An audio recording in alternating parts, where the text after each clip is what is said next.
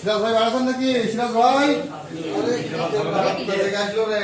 ও সিরাজ ভাই কে ভাই? ওয়ালাইকুম ভাই। আপনি চিনতে পারছেন না?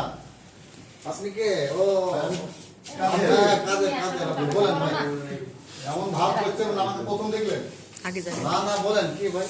ভাই ওই যে সেই 22,000 টাকা আপনি তো হচ্ছে ব্যবসাটা করেন একটু খারাপ মানে টাকা পয়সা সেই কথা ভাই আপনি জি জি জি আমি কি ভাই বলেন বলেন ভাই ওই যে সেই 22,000 টাকা আপনাকে দিলাম সিজন তো হয়ে গেল আলু তো ভালোই তুললেন আলু তো ভালোই হলো আলু তো বিক্রয় করলেন কিন্তু আমার 22,000 টাকার আলু বস্তা কিন্তু পেলাম না এ কি বলছে বলো দিন আমাকে আবার কত টাকা দিলেন আপনি